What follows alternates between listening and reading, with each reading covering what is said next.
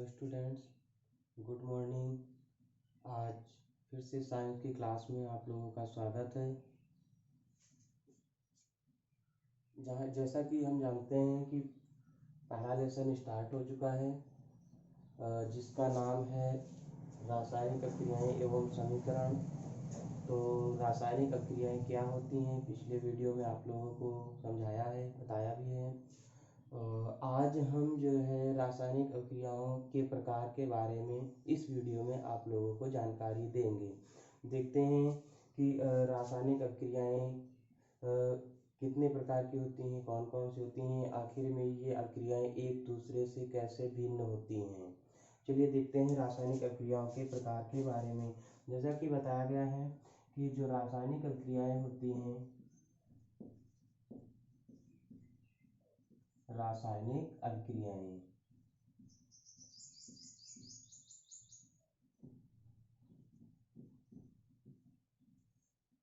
ये तो थी रासायनिक अभिक्रियाएं। लेकिन जो कि हम लोग पढ़ चुके हैं, तो अगली हेडिंग हम लोगों की बनती है रासायनिक अभिक्रियाओं के प्रकार।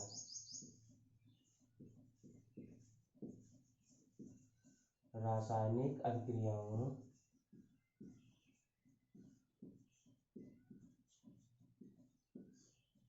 के प्रकार। रासायनिक अभिक्रियाओं के प्रकार, जो कि आज हम लोग पढ़ेंगे कि रासायनिक अभिक्रियाएं कितने प्रकार की होती हैं। अगर हम बात करें कि रासायनिक अभिक्रियाएं कितने प्रकार की होती हैं, तो हम लोगों को सीधे समझ लेना है कि रासायनिक अभिक्रियाएं निम्न प्रकार की होती हैं, या रासायनिक अभिक्रियाएं प्रमुख रूप से निम्न प्रकार की होती हैं। चलिए एक एक करके पहले हम देख लेते हैं कौन कौन सी होती हैं, उसके बाद में डिटेल में उनको हम देखेंगे। तो अगर हम बात करें कि रासायनिक अभिक्रियाएं कितने प्रकार की होती हैं, चलिए देखते हैं। पहली है नंबर 1, संयोजन अभिक्रिया।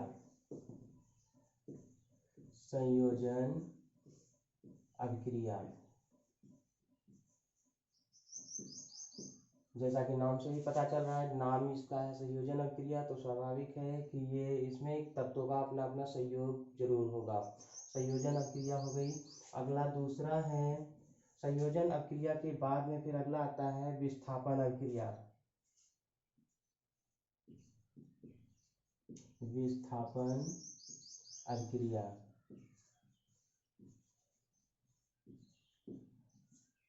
पहला है संयोजन अभिक्रिया, फिर दूसरी आती है विस्थापन अभिक्रिया, और फिर तीसरी आती है द्विविस्थापन अभिक्रिया।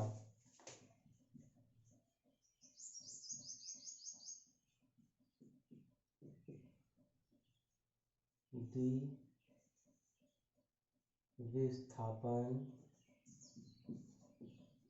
अभिक्रिया।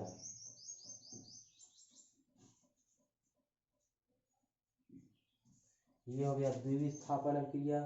अगर द्विविस्थापन यानी कि हमने देखा कि नंबर 1 संयोजन अभिक्रिया, नंबर 2 विस्थापन अभिक्रिया, नंबर 3 द्विविस्थापन अभिक्रिया। अगला है अपघटन अभिक्रिया।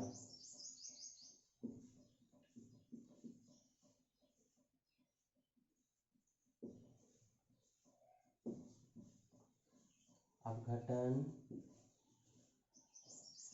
अभिक्रिया, देखिए अपघटन अभिक्रिया हो गई। अपघटन अभिक्रिया के बाद में आता है ऑक्सीकरण तथा अपचयन अभिक्रियाएं। ऑक्सीकरण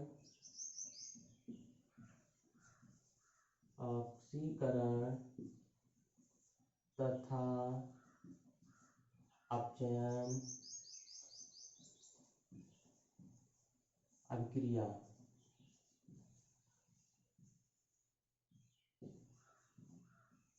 ऑक्सीकरण तथा अपचयन अभिक्रिया, ये आपकी है 5 नंबर, ऑक्सीकरण तथा अपचयन अभिक्रिया। उसके बाद में फिर अंतर्गत आते हैं, यानी कि इसी में और आगे आते हैं ऊष्माक्षेपी एवं ऊष्माशोषी अभिक्रियाएं, रेडॉक्स अभिक्रियाएं। तो जिनको हम अंतर्गत लेते चलेंगे, हालांकि इतनी अभी हम यहाँ पर लिखे हैं, और आगे जितने भी अभिक्रियाएं आती जाएंगी हम उनको बराबर आपको समझाते जाएंगे। चलिए देखते हैं सबसे पहले कि संयोजन अभिक्रिया के बारे में चलते हैं, यानी कि रासायनिक अभिक्रियाओं के प्रकार, जिसमें हमने देखा संयोजन अभिक्रिया भी है, विस्थापन अभिक्रिया भी है, द्विविस्थापन अभिक्रिया भी है। अपघटन अभिक्रिया भी है, ऑक्सीकरण तथा अपचयन अभिक्रिया ही। इसमें अभी और आगे हैं ऊष्माशोषी अभिक्रियाएं, ऊष्माक्षेपी अभिक्रियाएं, इस तरह से और भी आएंगी, जो भी आती जाएंगी इनकी कैटेगरी में हम आपको आगे बताते जाएंगे समय पर। तो चलिए देखते हैं।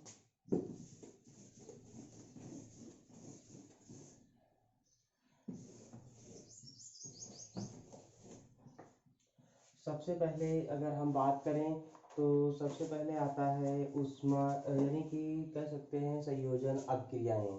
याद रखिए हमने आप लोगों को जो बताया है इसमें लिखा है उस अपघटन अभिक्रिया, विस्थापन अभिक्रिया, संयोजन अभिक्रिया। तो अभिक्रिया कोई एक नहीं होती है, इसके अंतर्गत बहुत सारी अभिक्रियाएं होती हैं।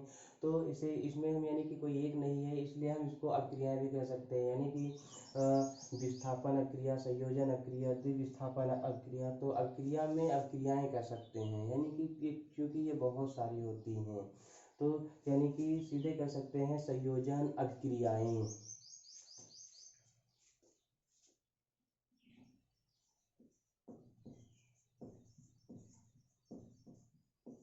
संयोजन अभिक्रियाएं।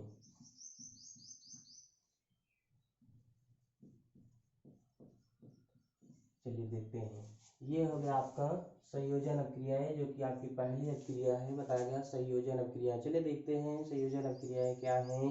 तो अगर हम संयोजन अभिक्रियाओं के बारे में बात करें तो बताया गया कि वे अभिक्रियाएं यानी कि वे अभिक्रियाएं जिनमें दो या दो से अधिक पदार्थ संयोग करके केवल एक उत्पाद बनाते हैं। वे अभिक्रियाएं जिनमें दो या दो से अधिक पदार्थ आपस में मिलकर के केवल एक पदार्थ का निर्माण करते हैं, संयोजन अभिक्रियाएं कहलाती हैं। चलिए देखते हैं दो या दो से कौन सी। तो आप लोगों ने सबसे पहले आप लोगों को जो वीडियो में बताया था कि 2Mg+O2 गिव्स आउट 2MgO, अर्थात जब मैग्नीशियम को ऑक्सीजन की उपस्थिति में दहन किया जाता है तो कह सकते हैं कि मैग्नीशियम ऑक्साइड बन करके तैयार होती है। इस अभिक्रिया में हम देखते हैं कि दो पदार्थ हैं, दोनों को आपस में मिला दिया गया तो कोई एक नया तीसरा पदार्थ बन करके तैयार हुआ। वास्तव में यही संयोजन अभिक्रिया है। चलिए देखते हैं एक बार फिर से परिभाषा हमारी कह रही है कि वह अभिक्रियाएं जिनमें दो या दो से अधिक पदार्थ संयोग करके केवल एक उत्पाद बनाते हैं। दो या दो से अधिक पदार्थ आपस में संयोग करके केवल एक उत्पाद का निर्माण करते हैं, जिसे हम संयोजन अभिक्रिया कहते हैं। फॉर एग्जाम्पल में हम देख लेते हैं कि देखते हैं कौन सा, तो वही वाला हम देख लेते हैं जो कि पहला बताया था कि देखते हैं 2Mg+O2 गिव्स आउट। देखिए यहाँ पर दो आप लोगों के पदार्थ हैं, जो कि पहला आप लोगों का है मैग्नीशियम और दूसरा है ऑक्सीजन। तो संयोजन अभिक्रिया हमारी यही कह रही है, संयोजन अभिक्रिया कह रही है दोनों का संयोग, दोनों को संयोग करेंगे तो दोनों आपस में मिल करके जो है कि आपस में संयोग कर जाएंगे और एक कोई तीसरा अच्छा सा पदार्थ नया सा बना लेंगे। तो देखते हैं कि 2Mg+O2 जब दोनों को हम आपस में वास्तव में संयोग कर देते हैं, जब दोनों को आपस में दोनों का संयोग करा देते हैं तो यहाँ पर बन जाता है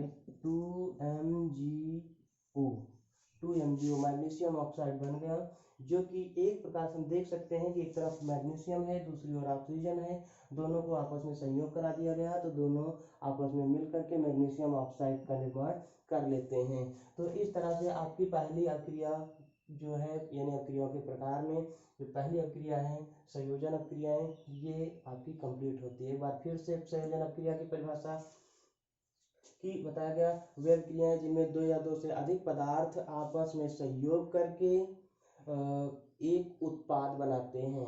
तो यहाँ पर ये कोई एक उत्पाद है। तो आप लोगों को पहले ही बताया है अभिकारक और उत्पाद के बारे में। अगर हम बात करें तो ये दोनों जो हैं अभिकारक हैं और ये यहाँ पर आपका उत्पाद है।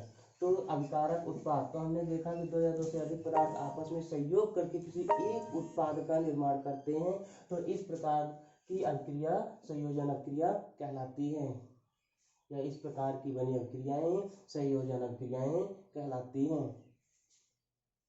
देखते हैं अगला विस्थापन अभिक्रियाएं। देखिए विस्थापन को हम प्रतिस्थापन भी अभिक्रियाएं कहते हैं, यानी कि हम कह सकते हैं विस्थापन अभिक्रियाएं या फिर प्रतिस्थापन अभिक्रियाएं। तो चलिए देखते हैं कि विस्थापन अभिक्रियाएं या प्रतिस्थापन अभिक्रियाएं क्या होती हैं।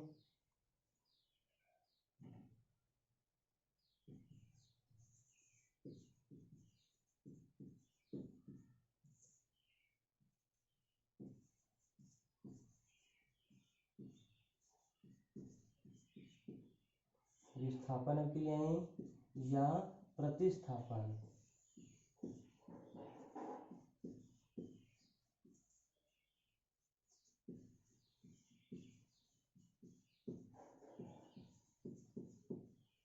चलिए देखते हैं विस्थापन अभिक्रियाएं या प्रतिस्थापन अभिक्रियाएं। तो चलिए देखते हैं विस्थापन अभिक्रिया प्रतिस्थापन अभिक्रियाएं क्या होती हैं। तो इसके अंतर्गत आप लोगों को बताया जाता है कि वह अभिक्रियाएं जिनमें किसी यौगिक के अणु से एक या एक से अधिक परमाणु या समूह किसी अन्य परमाणु या समूह से प्रतिस्थापित हो जाते हैं, तो इस प्रकार से बनी अभिक्रियाएं विस्थापन या प्रतिस्थापन अभिक्रियाएं कहलाती हैं। चलिए हम उदाहरण लेकर के एक समझ लेते हैं, उदाहरण से जल्दी से समझ में आ जाते हैं।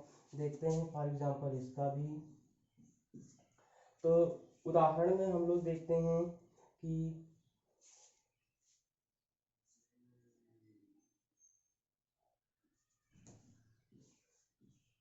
Fe plus CuSO4। चलिए देखते हैं, एक तरफ हमारे पास आयरन है और एक तरफ कॉपर सल्फेट है।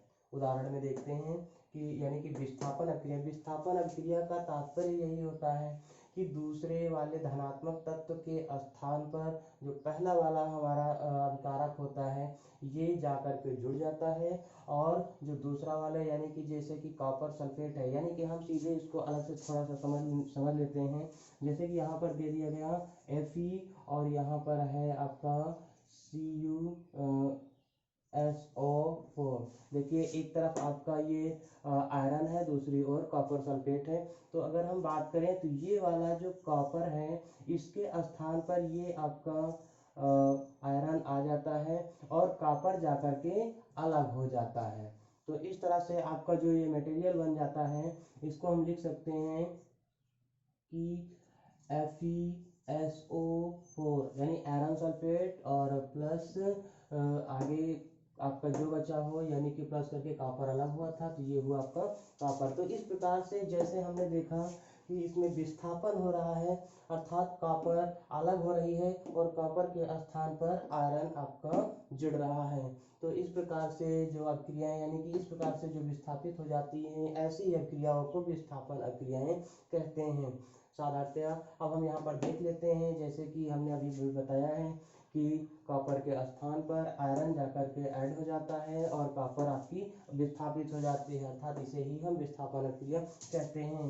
तो चलिए देख लेते हैं, बन जाता है आपका FeSO4 और प्लस करके आपका अलग हो गया था जो यहाँ पर लगा था, यानी Fe के स्थान वाला वो हो जाता है आपका कॉपर Cu। तो इस तरह से आप लोगों ने देखा कि विस्थापन या प्रतिस्थापन अभिक्रियाएं। तो विस्थापन या प्रतिस्थापन अभिक्रियाओं की परिभाषा को एक बार हम फिर से देख लेते हैं।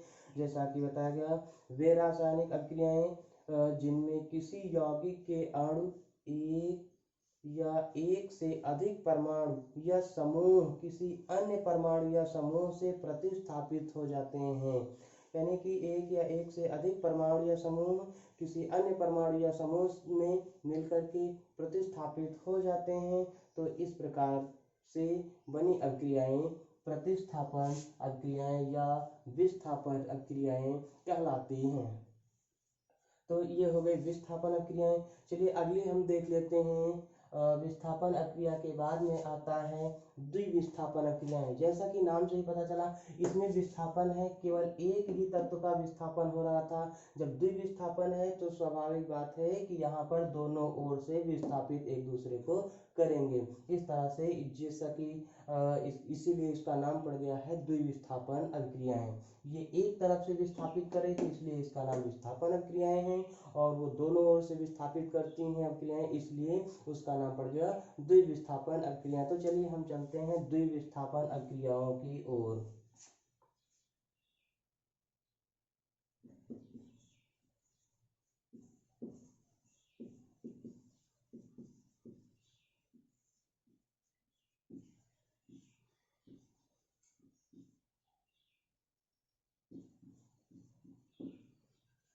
चलिए देखते हैं द्विविस्थापन अभिक्रियाएं।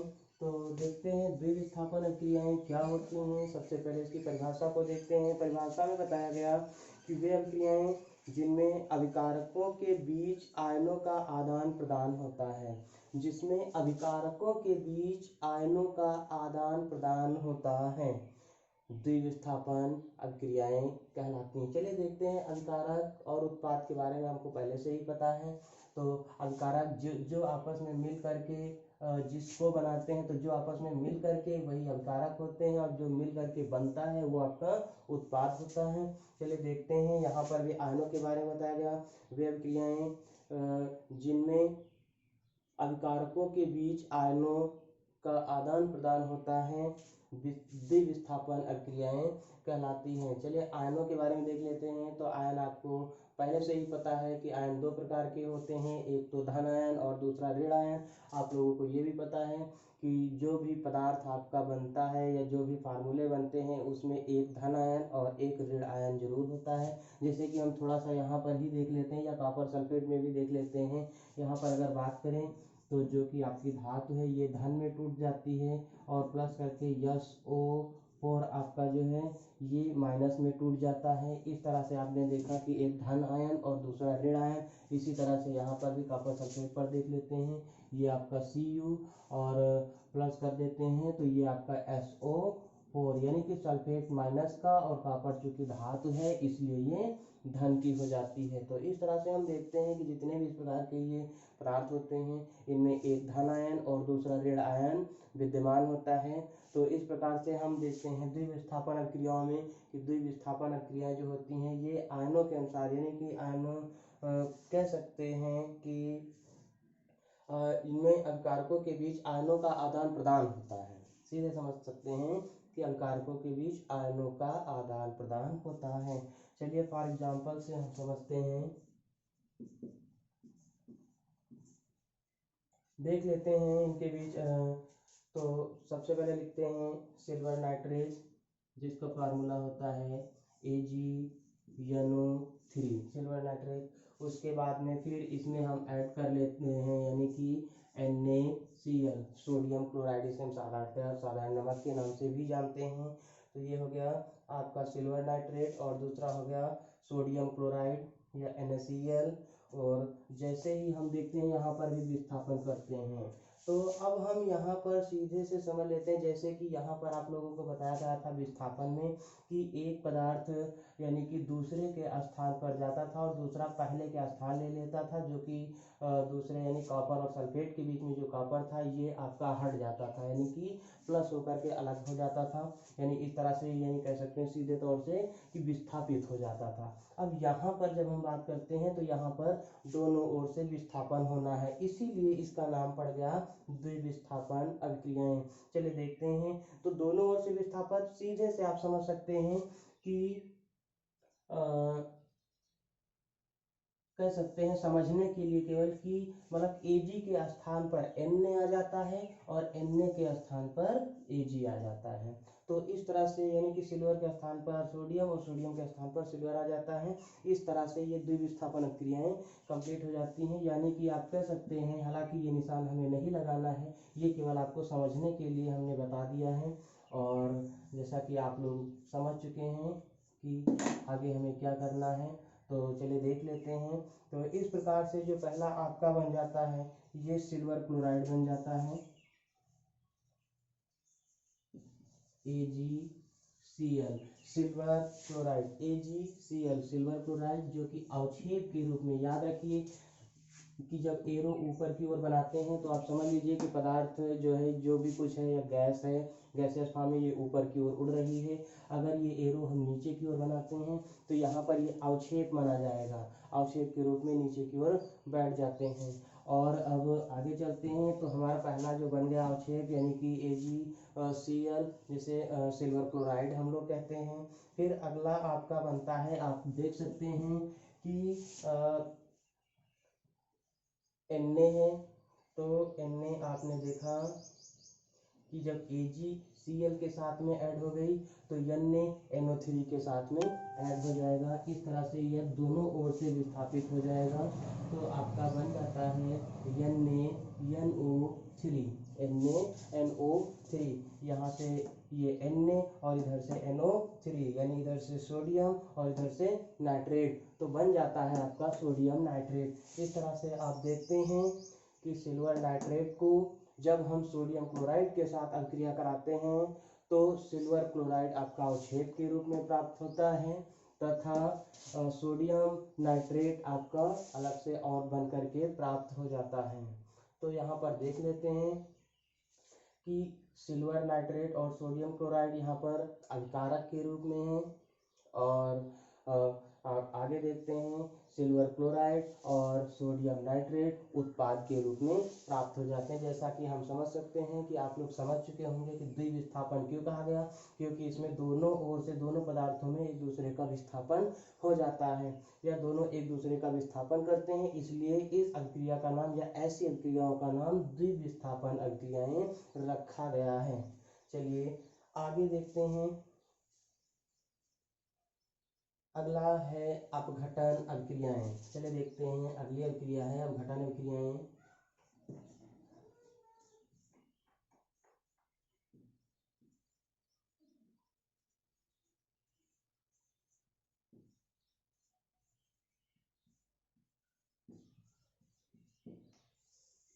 ये देखिए, ये है अपघटन अभिक्रियाएं। तो चलिए देखते हैं अपघटन अभिक्रियाएं क्या होते हैं। अपघटन, जैसा कि नाम ये है अपघटन, यानी कि अलग अलग हो जाना, यानी कि पदार्थ यहाँ पर टूट जाते हैं। चलिए देखते हैं कि पदार्थ आपस में कैसे टूटते हैं। तो बताया गया अपघटन अभिक्रिया में कि वे अभिक्रियाएं जिनमें कोई यौगिक दो या दो से अधिक, वे अभिक्रियाएं जिनमें कोई यौगिक दो या दो से अधिक सरल पदार्थों में विभक्त हो जाता है। कोई यौगिक है जो कि आपस में दो या दो से अधिक सरल पदार्थों में विभक्त हो जाता है, यानी टूट जाता है। आपको पहले बताया, क्योंकि नाम ही है इसका अपघटन, यानी अपघटित हो जाना, यानी कि अणुओं में टूट जाना। तो यहाँ पर कोई भी पदार्थ होता है दो या दो से अधिक अणुओं में आपस में टूट जाता है। तो इस प्रकार से बनी अभिक्रियाएं अपघटन अभिक्रियाएं कहलाती हैं। तो चलिए हम देखते हैं उदाहरण को कि अपघटन अभिक्रियाएं किस प्रकार संपन्न होती हैं। देखते हैं, पहले ले लेते हैं हम कैल्शियम कार्बोनेट, यानी कि फार्मूला होता है CaCO3। देखिए कैल्शियम कार्बोनेट का फार्मूला CaCO3 होता है।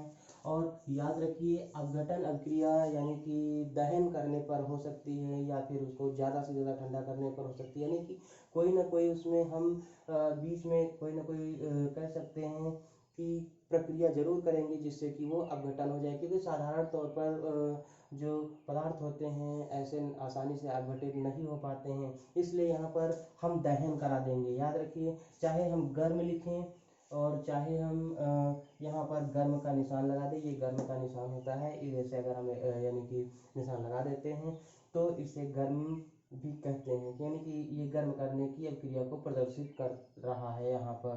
तो देखते हैं कि CaCO3 को जब हम गर्म करते हैं तो यह अपने साधारणतः पदार्थों में या फिर अणुओं में अपघटित हो जाता है या विभक्त हो जाता है CaCO3। तो यहाँ पर हम देखते हैं सबसे पहले बनता है CaO कैल्शियम ऑक्साइड, इसे बोलते हैं कैल्शियम ऑक्साइड। और उसके बाद में हम देखते हैं कि बचा क्या, यहाँ पर CaCO3 था, तो यहाँ पर हमने देखा कि एक था Ca यहाँ पर है और यहाँ पर 3 O थे, हमने एक O ले लिया।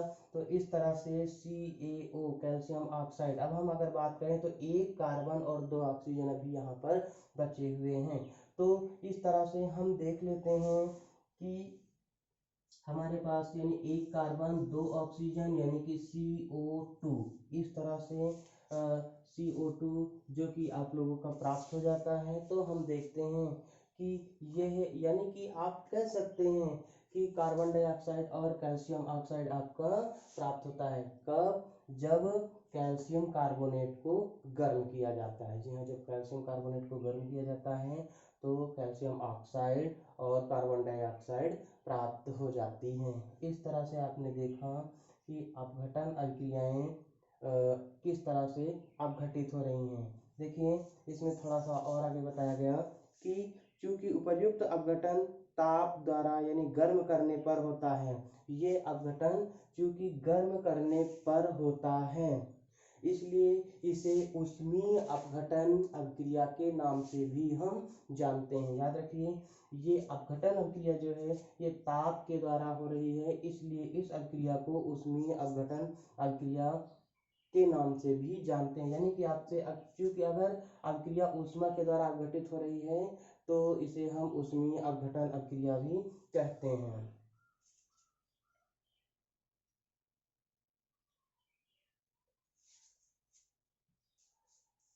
चलिए आगे